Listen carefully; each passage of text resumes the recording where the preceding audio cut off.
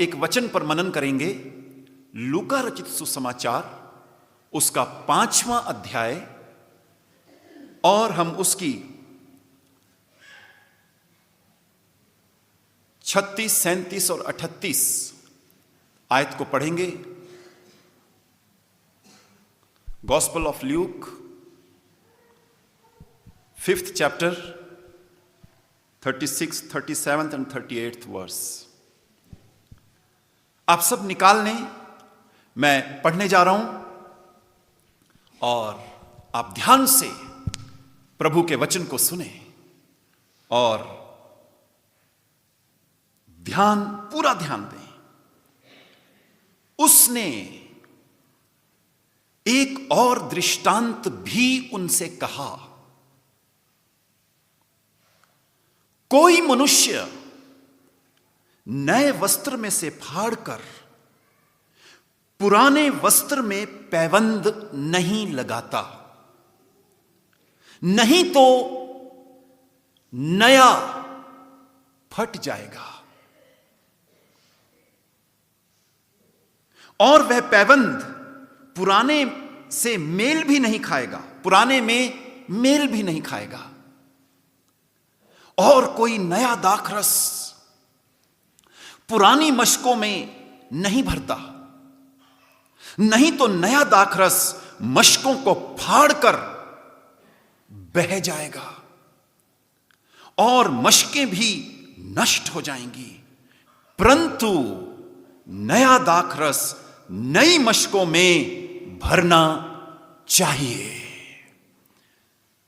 सर्वशक्तिमान प्रभु, हम धन्यवाद करते हैं प्रभु, आपके इन जीवित वचनों के लिए हम धन्यवाद करते हैं प्रभु। ओ वाकई प्रभु, आप हमसे आज बातचीत करें प्रभु। एक एक जन जो इस वक्त यहां पर है और जूम पे जुड़ा है प्रभु, आप हमें जानते हैं प्रभु, और आपने हमें यह वचन दिया है प्रभु। आप मुझे भी अनुग्रह दें यीशु नासरी, ओ कि जो आपने हृदय में डाला है, जो आपने सिखाया है, पवित्र आत्मा की उपस्थिति में, पवित्र आत्मा के द्वारा यीशु मसीह की महिमा के लिए, तेरी कलीसिया की उन्नति व परिपक्वता के लिए, पवित्र आत्मा के द्वारा ओ प्रभु आपकी इस देह में से वो वचन दिया जाए। दया करें प्रभु, यीशु मसीह के नाम से, आमीन। Hallelujah, hallelujah. हमें एक बात समझनी पड़ेगी यहां पर कि जब प्रभु यीशु मसीह इस बात को कह रहे हैं तो हमें यहां पर यह देखना जरूरी है कि इस वक्त प्रभु यीशु मसीह किससे बात कर रहे हैं। इस वक्त प्रभु यीशु मसीह फारिसियों से बात कर रहे हैं। इस वक्त प्रभु यीशु मसीह फारिसियों से बात कर रहे हैं। अगर आप पहले से ऊपर की आयतों को देखेंगे तो आपको इस बात का प्रमाण मिलेगा। और प्रभु इस दृष्टांत में फारिसियों को कुछ समझाना चाह रहे हैं, और इस वचन के द्वारा प्रभु हमसे भी आज बात करना चाह रहे हैं। ये फारिसी लोगों की समस्याएं क्या थी? कभी वो कहते थे चुंगी लेने वालों के साथ बैठता है, ऐसे लोगों के साथ बैठता है। यीशु के बारे में बोलते थे, पापियों के साथ बैठता है। और ये फारिसी लोग कौन हैं? जो प्रभु के वचन को पढ़ते थे, जिनको पुराने नियम का ज्ञान था, और जो मसीहा का भी इंतजार कर रहे थे। वो लोग मसीहा का इंतजार कर रहे थे। लेकिन अब आप जरा कल्पना करें, यह बात यहां पर सोचने की है। फारिसी लोग हैं, शास्त्री लोग हैं, और सामने यीशु मसीह शरीर में खड़े हैं। सामने यीशु मसीह शरीर में खड़े, और ये वो फारिसी है जो व्यवस्था को जानते हैं और रीति रिवाजों में फंसे हुए हैं। उनका माइंडसेट, उनकी मानसिकता इतनी पक्की हो गई है कि वो नई चीज को लेने के लिए तैयार ही नहीं है। उन्होंने अपनी एक मानसिकता बना रखी है, उन्होंने अपनी एक सोच बना रखी है। आप देखें, अब इसमें एक बात बड़ी ध्यान देने योग्य है। फारिसी लोग जिनको पता था मसीहा आएगा, जिसके बारे में वो लिखे हुए वचन को पढ़ रहे थे, पुराने नियम में वो लिखे हुए वचन को पढ़ रहे थे, लेकिन उन्हें यह नहीं पता था जिस लिखे हुए वचन को वो पढ़ रहे हैं वो देहधारी हो चुका है और उनके सामने शरीर में खड़ा है। वो उनके सामने शरीर में खड़ा है। अगर आप देखें यूहन्ना रचित सुसमाचार उसके 1:1-2 में लिखा है, आदि में वचन था, वचन परमेश्वर के साथ था, वचन परमेश्वर था। फिर उसके 1:14 में लिखा है, और वो वचन देहधारी हुआ। वो वचन देहधारी हुआ। कई बार प्रभु हमारे जीवन में ऐसी बातें करते हैं और प्रभु करते हैं, लेकिन हम उसे नहीं पहचान पाते क्योंकि हम पुरानी मानसिकता से चलते हैं। कुछ विश्वासी हम में से फारिसियों की तरह होते हैं, जिन्होंने अपनी एक सीमा ठहरा दी है। उन्होंने अपने माइंड को रोक दिया है। उनको लगता है बस इतना ही है। आप सोचें क्या अद्भुत दृश्य था। मैं सोचता हूं सारा स्वर्ग देख रहा होगा कि वो सृष्टि करता, इस ब्रह्मांड का रचने वाला शरीर में फारिसियों के सामने खड़ा है, और जिसके बारे में फारिसी लोग पुराने नियम में पढ़ रहे हैं। फारिसियों की समस्या यह थी कि वो अपने रीति रिवाजों में और पुरानी बातों में फंसे हुए थे। वो दो बातों में फंसे हुए थे,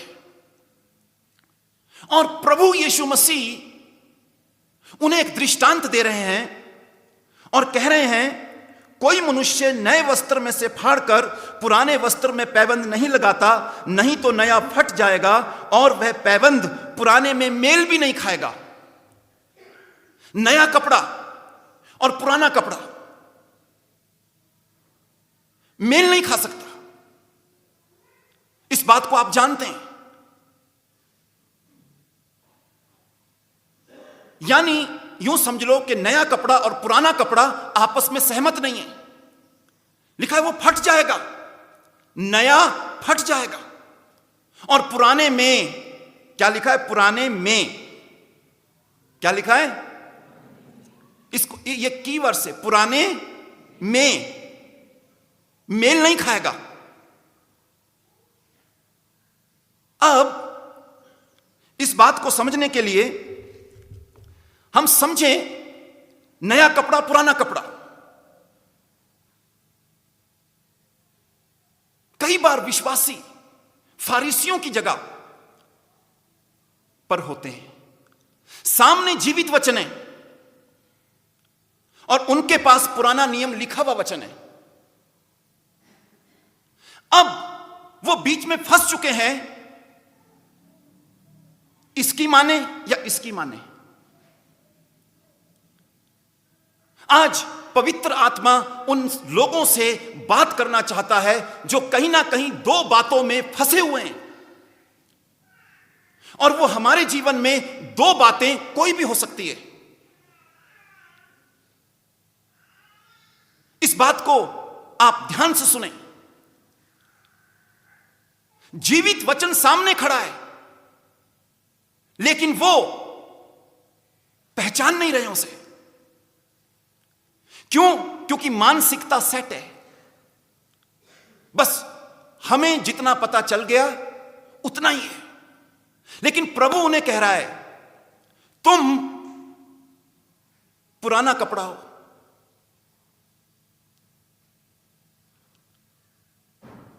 और नया पुराने में मेल नहीं खाएगा। यानी तुम सिर्फ पुरानी बात को लेकर अगर अड़ जाओगे तो नई बात आप कभी समझ नहीं पाओगे। अभी इस बात को समझने के लिए एक बात आप समझें। सबसे पहले हम अपने ऊपर देखते हैं। कई बार एक विश्वासी दो जगह पर उलझा होता है। चाहे वो उसकी शुरुआती दिन है, एक तरफ उसके वो लोग होंगे जो उसे रोकेंगे, एक तरफ विश्वासी को पता होगा, मुझे पता चल गया कि मसीहा कौन है, मेरा प्रभु कौन है, लेकिन वो बीच में फंस जाएंगे। इवन कई बार लोग पाप और पवित्रता में फंसे हुए होते हैं। कई बार लोग दो प्यारों में फंसे हुए होते हैं, दो प्रकार के प्रेम में फंसे हुए होते हैं। आज पवित्र आत्मा कह रहा है, यहां बहुत से लोग हैं जो फंसे हुए हैं बीच में, और वचन कहता है अगर ऐसी स्थिति है तो आप कभी मेल नहीं खा सकते। हमारा जीवन क्या है? हम घर में कुछ और हैं, हम बाजार में कुछ और हैं, हम चर्च में कुछ और हैं। हमारे अंदर हमारे इतने प्रकार हैं खुद के कि हमें ही नहीं पता हम कौन हैं। हम कहीं कुछ है, कहीं कुछ है। हम फंसे हुए हैं। एक तरफ पता है वचन क्या बोलता है, एक तरफ पता है क्या सही है, एक तरफ पता है क्या गलत है, एक तरफ पता है मेरा पास्ट ये है, एक तरफ पता है मेरा प्रेजेंट ये है। लेकिन हम कई बार पास्ट को लेकर, पुरानी बातों को लेकर आज चलते हैं। प्रभु को यह बात कतई पसंद नहीं है, और फारिसी लोगों को प्रभु दृष्टांतों के द्वारा यह बात कह रहा है। आज आगे बढ़ने से पहले मुझे और आपको अपने अंदर यह झांकना है कि हम उन कौन सी बातों में फंसे हुए हैं। हम बीच में फंसे हुए हैं, और प्रभु नहीं चाहता कि तुम बीच में फंसो। प्रभु तो कहते हैं, प्रभु का वचन कहता है, यदि आज तुम उसका शब्द सुनो तो अपने मनों को कठोर मत करो। मुझे और आपको यह समझना जरूरी है। आज मुझे अपने आप को जांचना है, आपको अपने आप को जांचना है कि हम किन दो बातों में फंसे हुए हैं।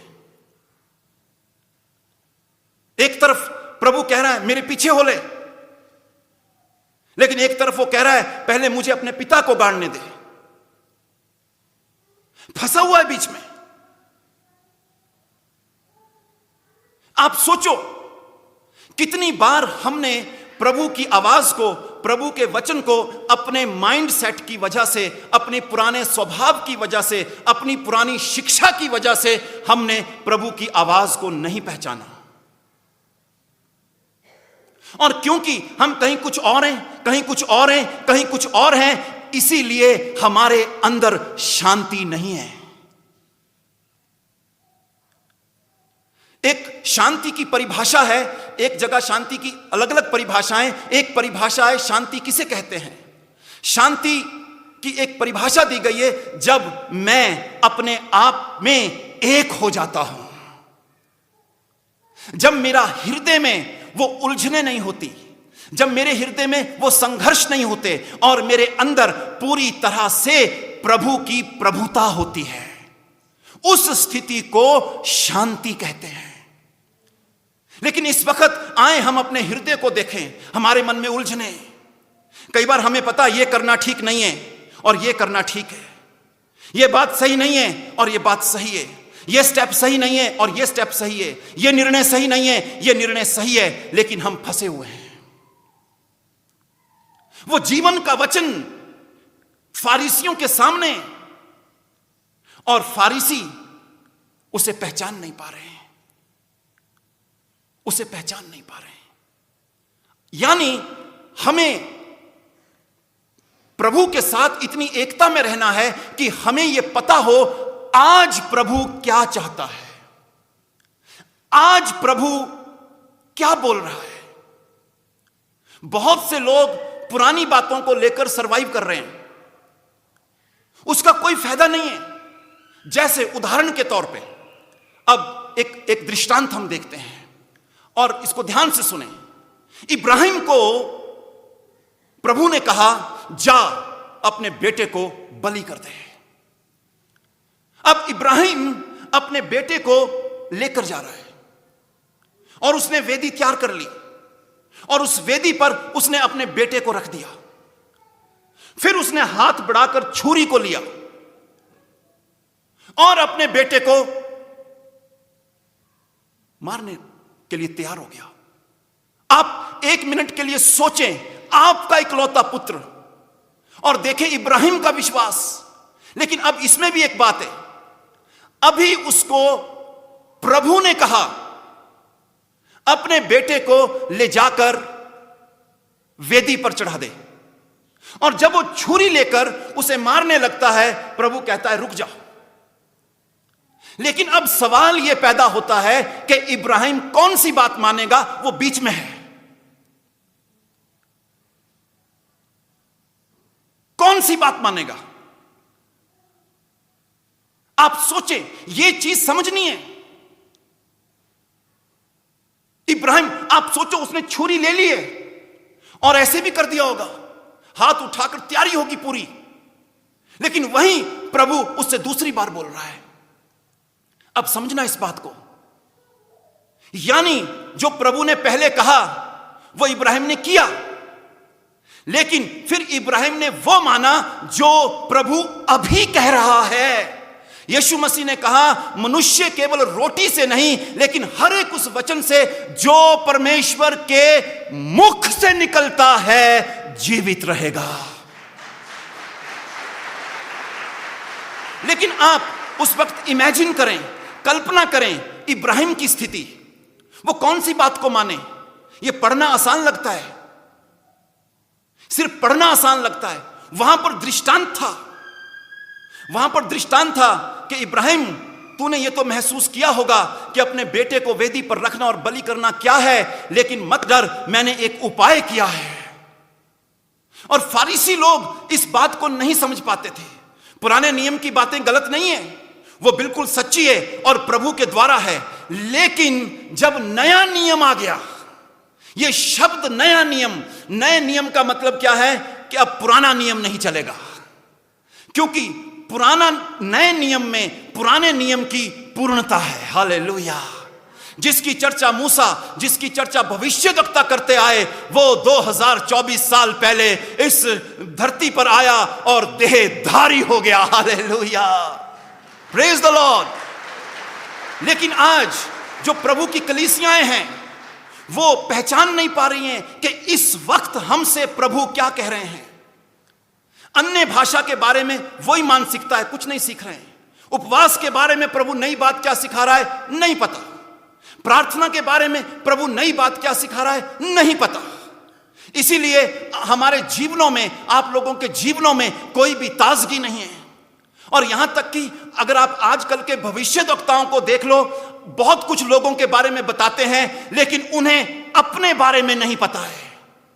वो अपने को नहीं पहचान रहे हैं। उनके प्रचार में, उनकी बातों में यीशु मसीह को कोई महिमा ही नहीं है। औरों को बता रहे हैं तेरा कार्ड नंबर यह है, तेरा एटीएम नंबर यह है, लेकिन उनकी बातों में यीशु मसीह की महिमा नहीं है। यानी वो अंधे हो गए, वो अपने को नहीं पहचान पा रहे हैं। फारिसी लोग सोचते थे कि नहीं, हमें तो वचन का पूरा ज्ञान है, और वो जीवित वचन जो देहधारी हुआ उनके सामने खड़ा है, लेकिन फारिसी उसको नहीं पहचान पा रहे हैं। मेरे और आपके आगे आज एक सवाल है, हम कहां हैं? हम नया कपड़ा है या पुराना?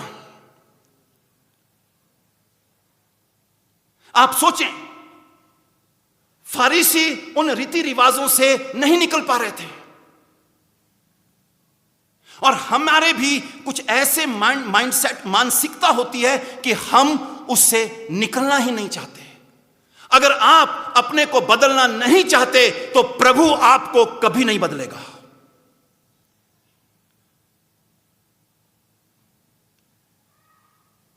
फिर से कहूं, यदि आप बदलाव नहीं चाहते, यदि आप अपने को बदलना नहीं चाहते, प्रभु आपको कभी नहीं बदलेंगे।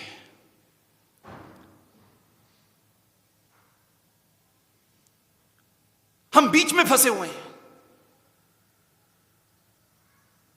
बहुत से विश्वासी बीच में फंसे हुए हैं। वो 2 प्रकार का, 3 प्रकार का, 4 प्रकार का जीवन जी रहे हैं। लेकिन मेरे यीशु मसीह ने तो कहा, तुम 2 स्वामियों की सेवा नहीं कर सकते।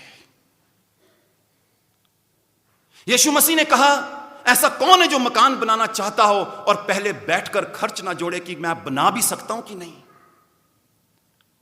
ऐसा ना हो कि बनाने तो लगूं और पूरा ना कर पाऊं और लोग मुझ पर हंसे।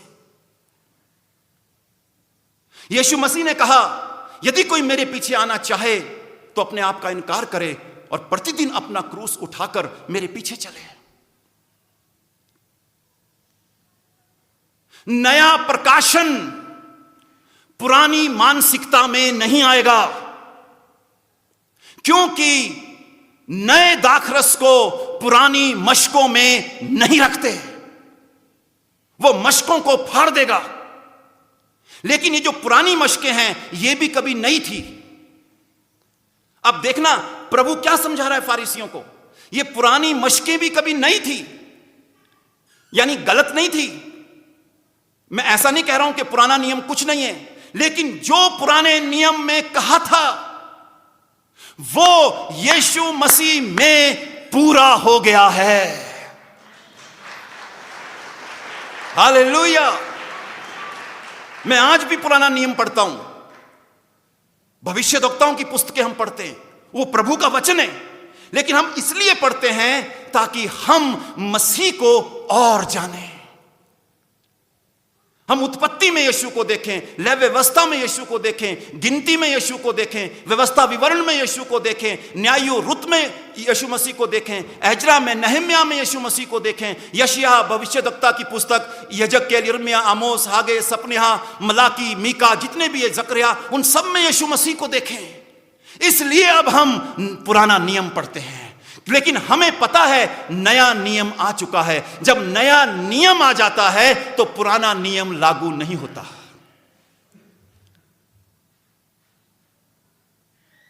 Hallelujah, hallelujah. तालीम जाकर यीशु मसीह को महिमा दें।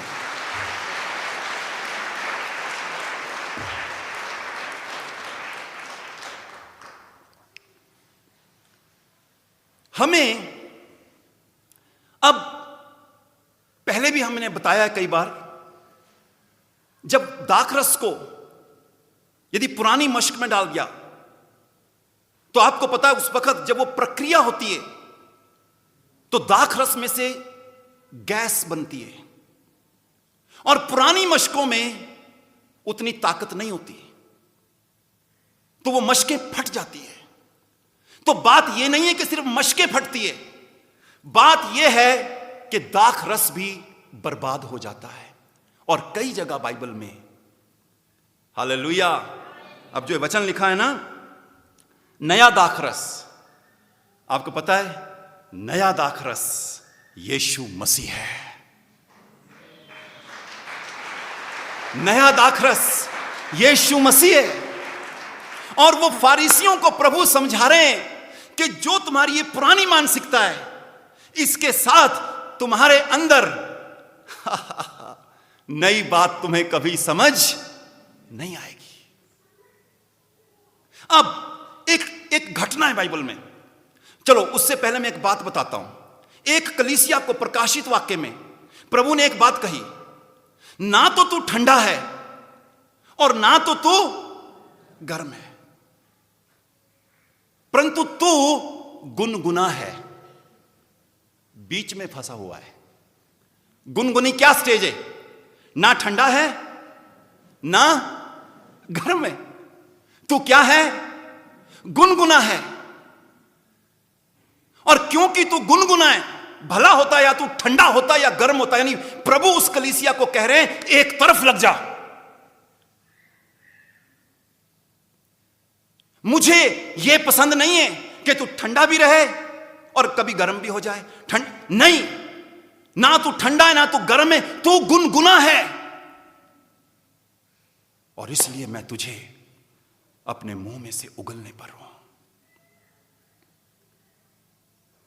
आज हमारी स्टेज क्या है? हम ठंडे, हम गर्म हैं या हम गुनगुने हैं? यह कैसी स्थिति है कलीसिया की? यह कलीसिया बीच में फंसी हुई है। आज बहुत से विश्वासी, बहुत सी कलीसियाएं बीच में फंस चुकी है। एक तरफ आत्मा की बात है लेकिन दूसरी तरफ पूरी संसारिकता है। एक तरफ आत्मा की बातें हैं, दूसरी तरफ पूरी शारीरिकता है। प्रभु को यह पसंद नहीं है।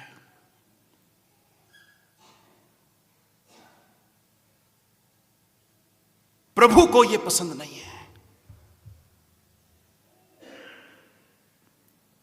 अभी यूहन्ना रचित सुसमाचार उसके 3 अध्याय में और उसका जो पहला वचन है, वैसे तो 1 से 12 तक, लेकिन उसका पहला वचन पढ़ें। देखो क्या लिखा है वहां पर। फरीसियों ने निकोदेमुस नाम का एक मनुष्य था जो यहूदियों का सरदार था। उसने रात को यीशु के पास आकर उससे कहा, हे रब्बी, हम जानते हैं कि तू परमेश्वर। ध्यान दें, उसने यीशु मसीह को रब्बी कहा। यह छोटी बात नहीं थी। आगे, हम जानते हैं कि तू परमेश्वर की ओर से गुरु होकर आया है, क्योंकि कोई इन चिन्हों को जो तू दिखाता है, यदि परमेश्वर उसके साथ ना हो तो नहीं दिखा सकता। एक तो इसने प्रभु को, यीशु मसीह को, जबकि यीशु मसीह की सब फारिसी तो चिढ़ते थे, लेकिन ये जो यहूदियों का सरदार था, ये यीशु मसीह को गुरु कह रहा है, रब्बी कह रहा है, और कह रहा है प्रभु जो तू इन चिन्हों को दिखा रहा है ना, यदि परमेश्वर ना होना साथ तो ये नहीं दिखा सकता। इसके बाद प्रभु ने एक बात कही। यीशु ने उसको उत्तर दिया, मैं तुझसे सच सच कहता हूं, यदि कोई नए सिरे से न जन्मे तो परमेश्वर का राज्य देख नहीं सकता। अब यहां चाबी है। यानी अब देखो, निकोदेमुस यहूदियों का सरदार है और इसको प्रकाशन भी मिल गया। ये यीशु को पहचान रहा है कि रब्बी है और परमेश्वर इसके साथ है, क्योंकि कई बार यीशु के लिए ऐसा कहा, ये दुष्ट आत्माओं के सरदार की सहायता से दुष्ट आत्माओं को निकालता है, शैतान की सहायता से दुष्ट आत्माओं को निकालता, ऐसा कहा था ना, याद है आप लोगों को। लेकिन ये जो यहूदियों का सरदार है, ये कह रहा है यीशु, परमेश्वर आपके साथ हैं, क्योंकि जो चिन्ह, जो चमत्कार आप दिखाते हैं, यदि किसी के साथ परमेश्वर ना हो तो वो नहीं दिखा सकता। यीशु मसीह कह रहे हैं, अब जैसे यीशु मसीह से कह रहे हैं, ओ निकोदेमुस, बिल्कुल ठीक बात है, तुझे नया प्रकाशन मिल गया है, लेकिन मैं तुझसे कह रहा हूं, अब जब तक तू भी नया जन्म नहीं लेगा, तब तक तू इस प्रकाशन के अनुसार चल नहीं पाएगा। हालेलुया। आप पकड़ रहे हैं इस बात को? यह बात समझने की है। आप समझो, पुराने माइंड सेट में, पुरानी मानसिकता में ऐसा नहीं हो सकता कि निकोदेमुस पुरानी बातों को भी पकड़ के रखे और यीशु को भी। प्रभु कह रहे नहीं, जब तक तू नए सिरे से ना जन्मे तू परमेश्वर का राज्य नहीं देख सकता। फिर देखें निकोदेमुस ने क्या कहा। निकोदेमुस ने उससे कहा, मनुष्य जब बूढ़ा हो गया तो कैसे जन्म ले सकता है? क्या वह अपनी माता के गर्भ में दूसरी बार प्रवेश करके जन्म ले सकता है? पुराना नियम, पुरानी मानसिकता। अब जो यीशु समझा रहे हैं, इसको पकड़ में बात नहीं आ रही है। अब एक तरफ व्यवस्था है, रीति रिवाज है, एक तरफ इसको पता चल गया यीशु मसीह के साथ परमेश्वर है। लेकिन अब निकोदेमुस का जीवन देखो, रात को तो यीशु के पास आ रहा है, लेकिन दिन में फारिसियों के साथ है। रात को यीशु मसीह की बातें कर रहा है, लेकिन दिन में फारिसियों की बातें कर रहा है। निकोदेमुस की ऐसी स्थिति है जिसको सत्य का पता चल गया है, लेकिन लोगों के सामने बताने से डर रहा है, बीच में फंसा हुआ है। ओ पवित्र आत्मा इस वक्त बहुत लोगों के दिलों को प्रिक कर रहा है, बहुत लोगों के हृदयों को इस वक्त पवित्र आत्मा, मैं सच बताऊं, छेद रहा है। हम में से भी बहुत ऐसे ही हैं जो कलीसिया में तो यीशु की बातें करते हैं, लेकिन बाहर कुछ और बातें करते हैं। और मैंने बाइबल में यह नहीं पढ़ा कि निकोदेमुस उसके बाद जहां भी प्रभु ने चमत्कार किए वहां था। कुछ भी नहीं लिखा गया इसके बारे में। अब एक वचन यदि आप देखें इसी का जो हम पढ़ रहे हैं, यूहन्ना रचित सुसमाचार और उसका 3 अध्याय, आप इसकी एक आयत पढ़ें।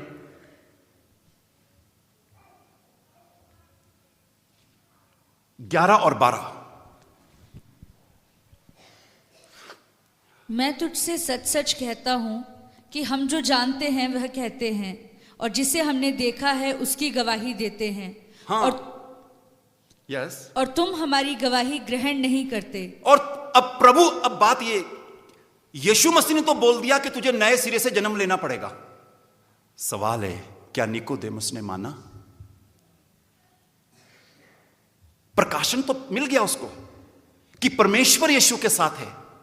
क्या निकोदेमुस ने माना? कोई बात है ऐसी? लेकिन स्वयं यीशु मसीह ने अभी कहा, तुम मेरी गवाही ग्रहण नहीं करते। आगे, जब मैंने तुमसे पृथ्वी की बातें कही और तुम विश्वास नहीं करते, तो यदि मैं तुमसे स्वर्ग की बातें कहूं तो फिर कैसे विश्वास करोगे? ओ, मैं तुमसे पृथ्वी की बातें कर रहा हूं, तुम उस पर विश्वास नहीं करते। यदि स्वर्ग की बातें करूंगा तो कैसे विश्वास करोगे? और यीशु कह रहे हैं, तुम मेरी गवाही ग्रहण। और यीशु कौन है?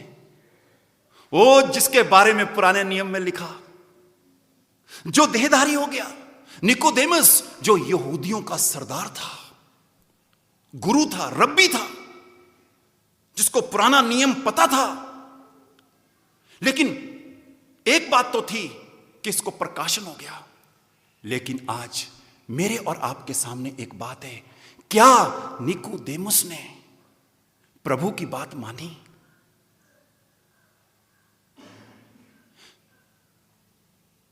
कई बार विश्वासी लोग सिर्फ नई नई बातों की खोज में रहते हैं, उनको नई नई बातें सुनना अच्छा लगता है। लेकिन बात यह है, क्या निकोदेमुस ने प्रभु की बात मानी? हो सकता है आप आज कलीसिया में आए हो सकता है आप प्रभु के प्रेम की वजह से आए हो, या हो सकता है आपके अंदर कोई गिल्ट है, आपको कुछ है प्रॉब्लम या कोई बीमारी है, उस वजह से आए हो। मनुष्य का मन अथाह है। रात को तो निकोदेमुस यीशु के पास आ रहा है, लेकिन दिन में फरीसियों के साथ है और नहीं बता पा रहा है उस नए प्रकाशन के विषय में जो उसके पास है। क्यों? क्योंकि पुरानी मशकों में नया दाख रस नहीं डाला जाता। पुराने विचार से, पुरानी बातों से, पुराने रीति रिवाजों में आप यीशु की बात नहीं कर सकते। क्या निकोदेमुस ने प्रभु की बात मानी? मैं कहीं पर भी और जगह नहीं देखता कि किसी चमत्कार में उस बेटी को मुर्दों में से जिंदा किया, बहुत से चमत्कार हुए, कहीं निकोदेमुस का जिक्र है। सिवाय यूहन्ना रचित सुसमाचार और उसका जो 19 अध्याय है, अगर हम वहां 38 से 42 तक पढ़ें, वहां पर एक बात लिखी गई है। 38 से 42 तक पढ़ें, ध्यान से सुने आप इस वचन को। इन बातों के बाद अरिमतिया के यूसुफ ने, जो यीशु का चेला था परंतु यहूदियों के डर से इस बात को छिपाए रखता था, पिलातुस से विनती की कि क्या वह यीशु का शव ले जा सकता है। पिलातुस ने उसकी विनती सुनी और वह आकर उसका शव ले गया। निकोदेमुस भी, जो कौन? पहले निकोदेमुस भी, जो पहले यीशु के पास रात को गया था। याद आया था अभी हमने यूहन्ना 3 में देखा, जो रात को, यह बात दोनों जगह लिखी है, यूहन्ना 3:1 में भी और यहां भी।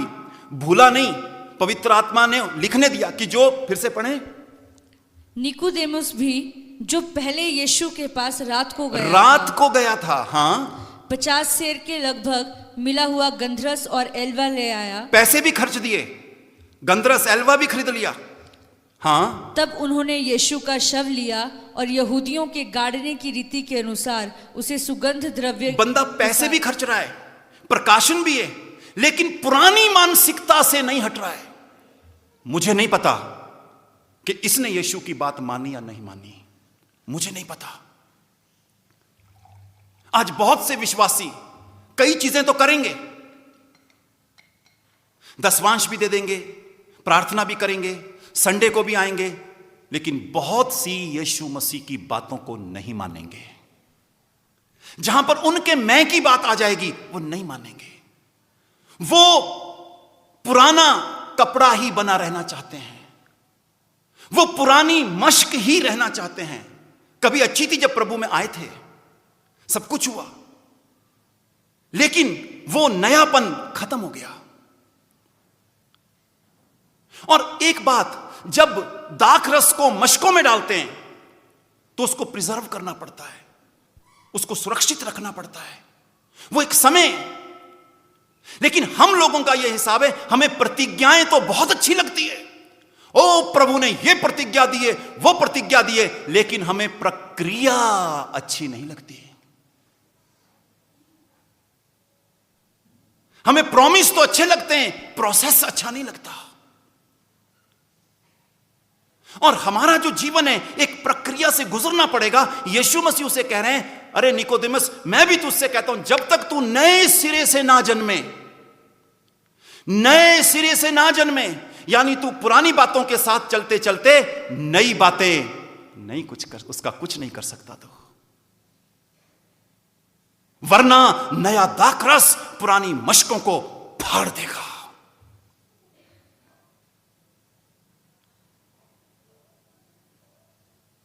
आप सोचें आज पवित्र आत्मा इस कलीसिया से क्या कह रहे हैं। आज मेरे और आपके आगे एक सवाल है कि मैं और आप कैसा जीवन जी रहे हैं।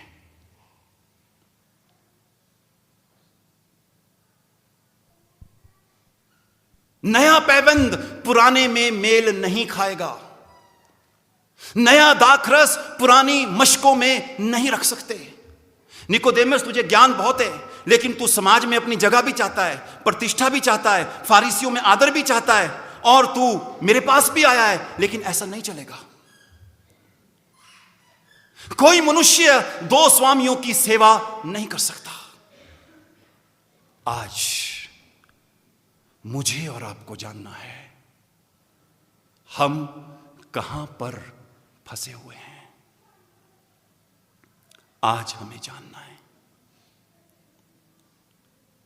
हमने इब्राहिम की बात देखी, हमने उस कलीसिया की बात देखी, तो गुनगुनाए, प्रभु को नहीं पसंद है। अगर आप गुनगुने हो, प्रभु को नहीं पसंद है। भला होता या तू ठंडा होता या गर्म होता।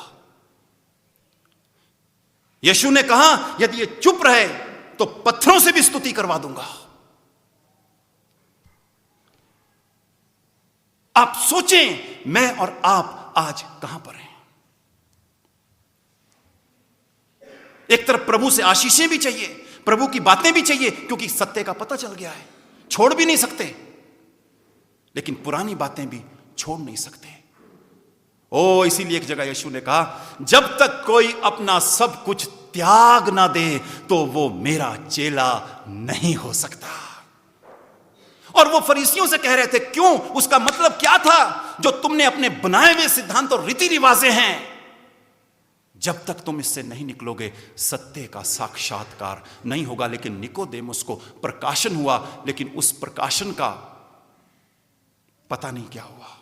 यह मैं आप लोगों पर छोड़ता हूं। आज ये कलीसिया कहां है? कहीं यीशु मसीह इस कलीसिया से भी ऐसा तो नहीं कह रहे हैं कि तू ना ठंडी है ना गर्म, ना तू ठंडा है ना गर्म, तू गुनगुना है, तू बीच की अवस्था में है, तू बीच में फंसा हुआ है? नहीं। एलिया ने एलीशा पर अपनी चद्दर फेंक दी। एलीशा जाता है, बोलता ये ऐसा कर लूं, वो कर लूं, मैं ऐसा करके। एलिया ने कहा मेरा तुझसे क्या काम, मैंने जो करना था कर दिया। कभी पुरानी स्किन अच्छी थी, कभी पुराने नियम की जरूरत थी। जो कुछ हुआ वो जरूरी था, पवित्र था, प्रभु के द्वारा था। आप और मैं आज कहां हैं? ये बात मेरे और आपके आगे आज। छुरी उठा ली इब्राहिम ने, पर कौन सी बात मानूं, पहले वाली या ये वाली? कोई मनुष्य दो स्वामियों की सेवा नहीं कर सकता। यह प्रभु का वचन है और प्रभु इस कलीसिया से प्रेम करते हैं, इसीलिए प्रभु इतने सामर्थी वचन दे रहे हैं। आप कहां हो आज? आपने अपनी क्या मानसिकता बनाई है? आपका आज क्या माइंडसेट है? आज आप यीशु के बारे में क्या जानते हैं? अगर इस दुनिया में भी जीना हो ना,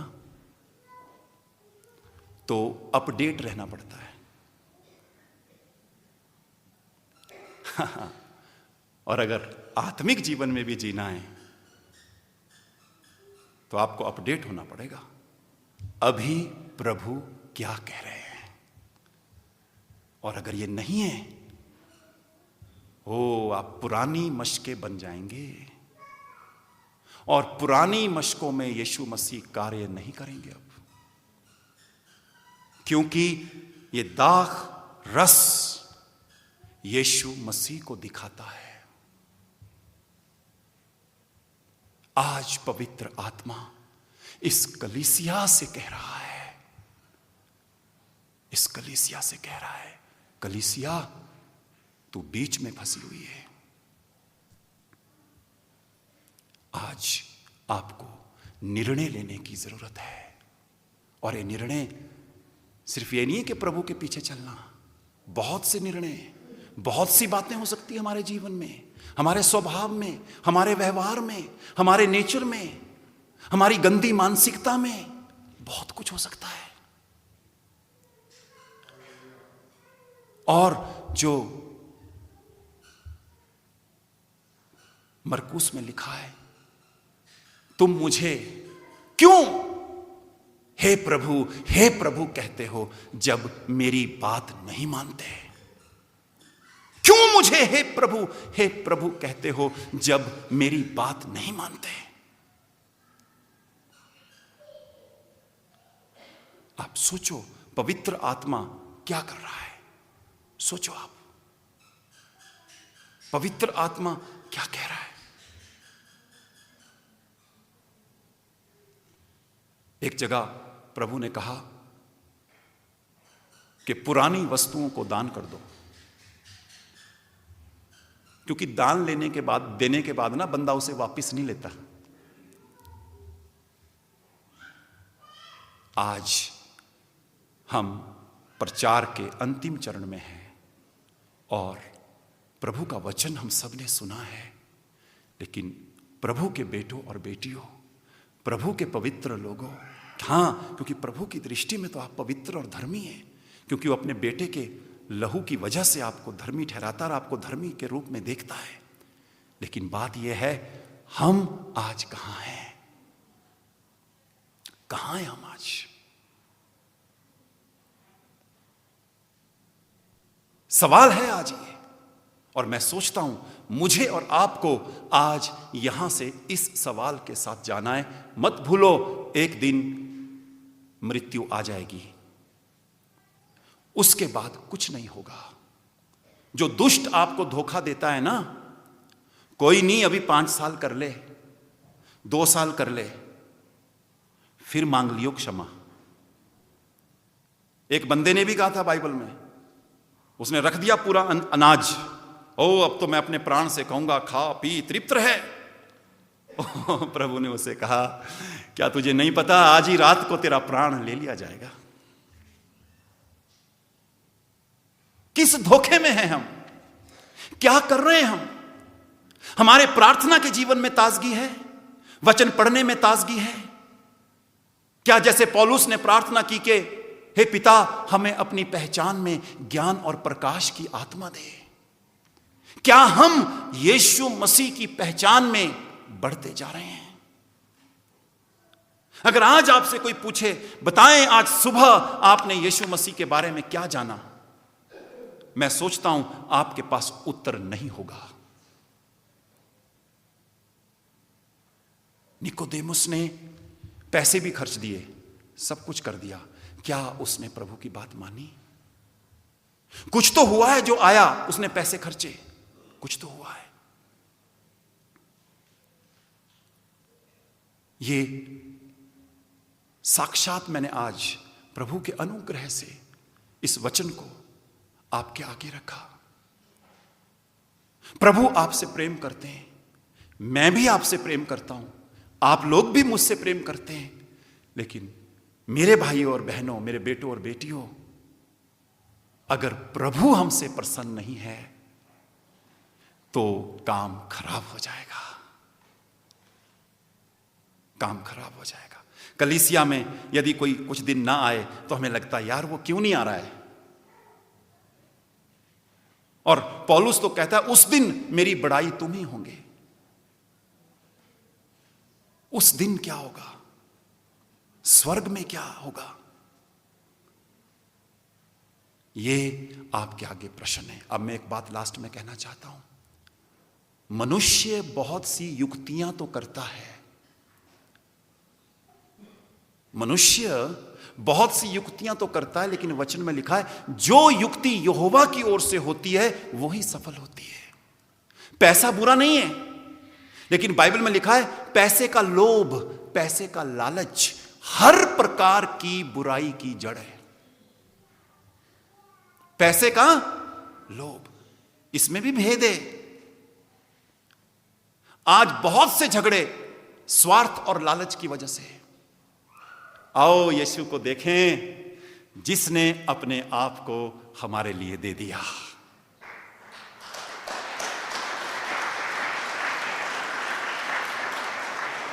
आप सोचें, अगर कोई आपसे कहे, सोचें आपके एक ही पुत्र हो या एक ही बेटी हो, आपसे कोई कहे कि यार भाई साहब आप अपने बेटे की ना दाहिनी आंख दे दो मुझे, वो मेरे बच्चे के नहीं उसके लगानी है, क्या आप दे देंगे?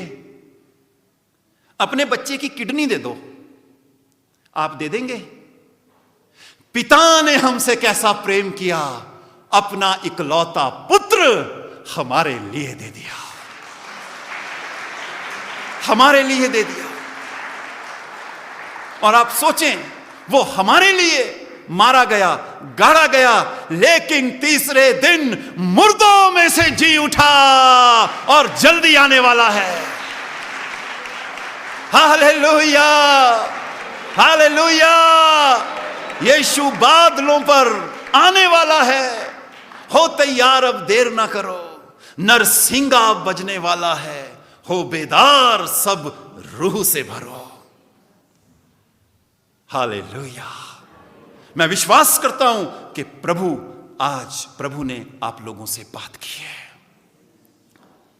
अब आपको निकोदेमुस की तरह रहना है कि कभी यीशु मसीह और कभी दिन में फारिसी? आपको गुनगुना बनना है या आपको ठंडा रहना या गर्म रहना है? प्रभु तो चाहता है कि आप सरगर्म हो जाएं और मन फिराएं। Hallelujah, hallelujah. मैं एक टेस्टिमनी शेयर करना चाहता हूं, पवित्र आत्मा मेरे अंदर डाल रहा है। एक भाई था, उसके बहुत कोर्ट केस चले हुए थे, और एक दिन कुछ ऐसा वचन आया और उस वचन ने उस भाई को छू लिया, और उसने मुझे फोन किया, भाई मेरे मन को प्रभु के वचन ने कायल कर दिया। चाहे मेरे साथ उन्होंने गलत किया, कुछ किया, पर मैं अब अपने केस को वापस लेना चाहता हूं। मैंने कहा, भाई यदि प्रभु आपके अंदर यह कार्य कर रहे हैं तो मैं कौन होता हूं जो आपको रोकूं। और उस भाई ने वो कर दिया। आज वो भाई इस दुनिया में नहीं है, वो प्रभु में सो गया है, लेकिन मैं विश्वास करता हूं उस बात का प्रतिफल आज वो भाई पा रहा होगा, क्योंकि उसने उस वक्त यीशु मसीह को प्रसन्न किया। उसने उस वक्त यीशु मसीह को प्रसन्न किया। प्रेम अनेक पापों को ढांप देता है, और यीशु मसीह परमेश्वर के प्रेम का प्रकटीकरण है। हालेलुया। आए खड़े हो जाएं, आए हम प्रार्थना में जाएं। आज अपने आप को देखें कि हम कहां पर फंसे हुए हैं, हम किन चीजों के बीच में फंसे हुए हैं। ओ जीसस, धन्यवाद प्रभु, धन्यवाद प्रभु, धन्यवाद यीशु, धन्यवाद प्रभु। प्रभु इस वक्त आप यहां पर हैं प्रभु।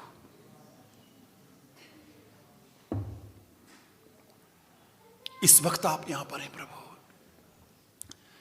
हे प्रभु की कलीसिया, आंखों को बंद करके, चाहे चुप रहे चाहे बोल, लेकिन इस वचन को अपने मन में रखकर थोड़ा सा ध्यान करें, अपने आप को देखें कहां हैं। और आज और इस वचन को चाहे दोबारा आप सुने, जो निर्णय आप लेंगे प्रभु उसका आदर करेगा। और अगर वो निर्णय यीशु को प्रसन्न करने का, उसकी आज्ञा में चलने का है, हालेलुया, उससे प्रभु प्रसन्न होगा, वो आनंदित हो जाएगा। और वचन कहता है उसका आनंद हमारी ताकत है।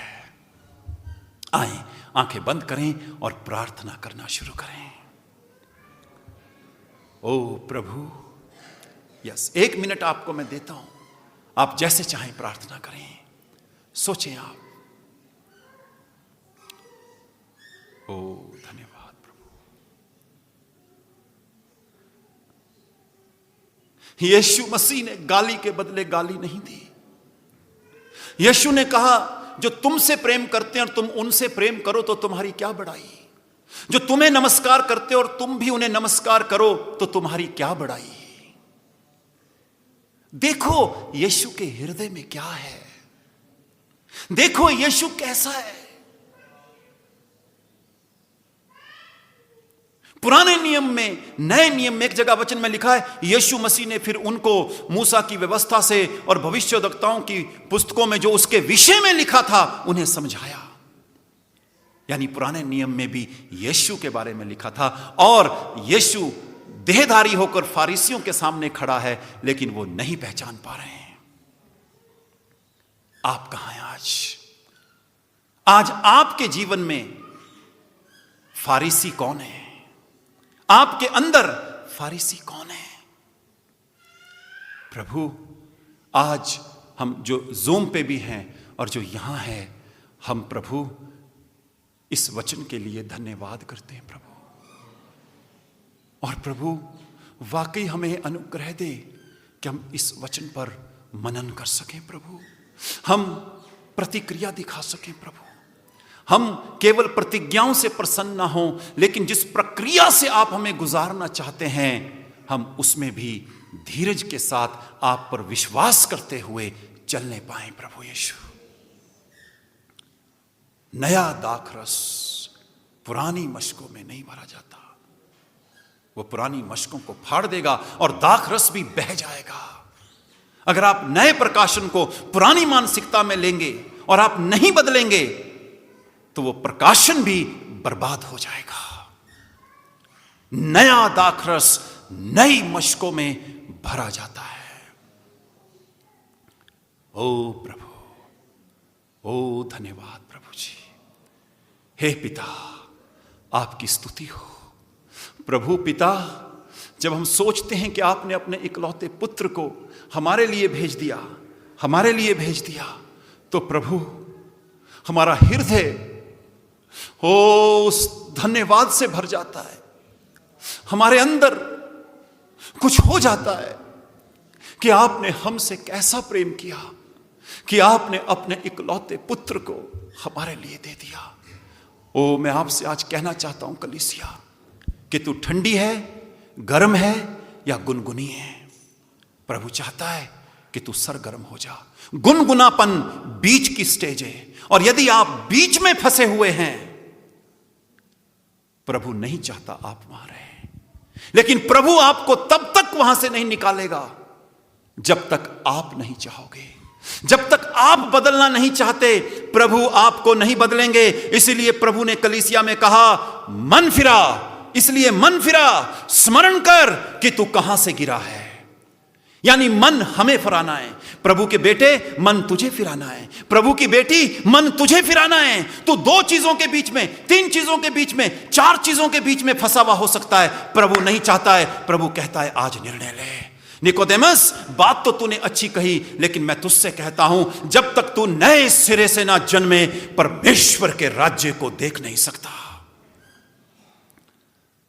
आप नए सिरे से जन्मे हुए लोग हों, लेकिन मेरे और आपके सामने सवाल है, क्या हमारी मानसिकता नई हुई? हमारी बुद्धि समझ नई हुई? ओह प्रभु, धन्यवाद यीशु।